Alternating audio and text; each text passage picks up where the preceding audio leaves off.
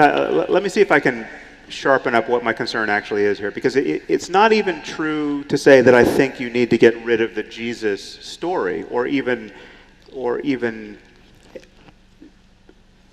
not. I don't even think there's something problematic with orienting your life around the Jesus story. I think that can be reclaimed. But so, for instance, I was walking yesterday in this fine city of yours and saw someone on the sidewalk giving tarot readings to people. He had a tarot deck spread out. He had a few cards spread out, and he was soliciting people. And I'm sorry to say I didn't sit for a reading, but tarot cards, if you're familiar with them, are the quintessential artifact of New Age woo, right? I mean, these are not thought of as legitimate tools of divination, except by people who think that they're legitimate tools of divination.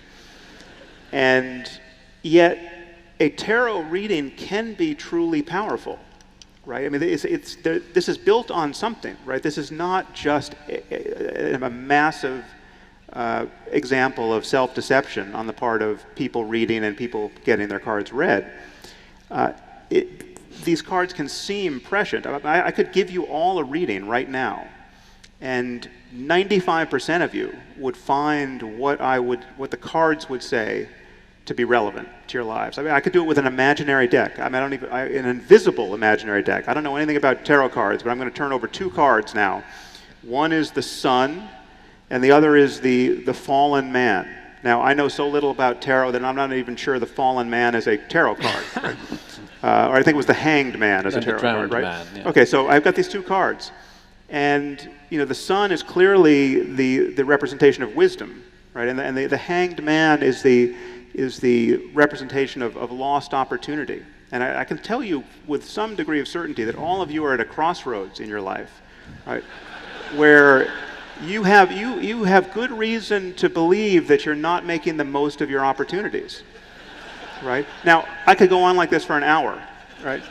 And pretend all the while that it has something to do with the cards actually working in concert with the dynamics of the cosmos, such that these cards that I turn over, were they real, would be the ones that of necessity were revealing something about your mind in this moment. And obviously people think in these terms about astrology and sympathetic magic and all the rest, and religion is built upon this kind of superstition.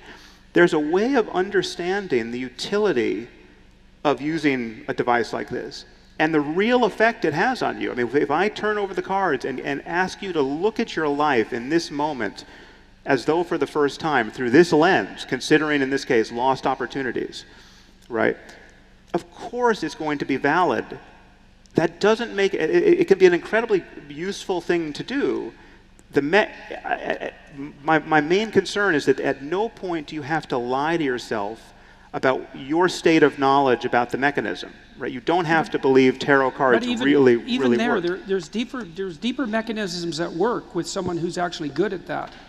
And so I agree with what you've said. But they need not be supernatural. No, I don't think they are supernatural. In fact, I think what happens when you use a projective technique like that, because that's essentially what it is, if I'm good at interpersonal attunement and I'm quite intuitive, what I'm going to do, and everyone does this in the course of a dialogue that's actually working well.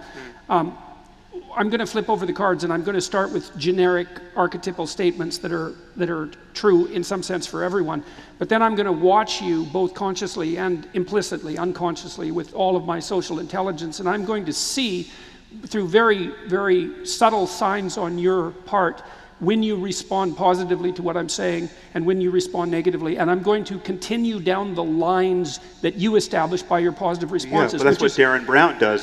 He's a mentalist. Right, well, it's exactly what happens when children are interviewed, for example, by people who lead them as witnesses, right? The children infer from the emotional expressions of the person who's interrogating them what it is that they actually want to hear. And well, so it even work with that horse, clever Hans. Exactly, right. That's right, exactly. Yes. Even horses can do this. So tarot card readers can definitely do this. Yes. So the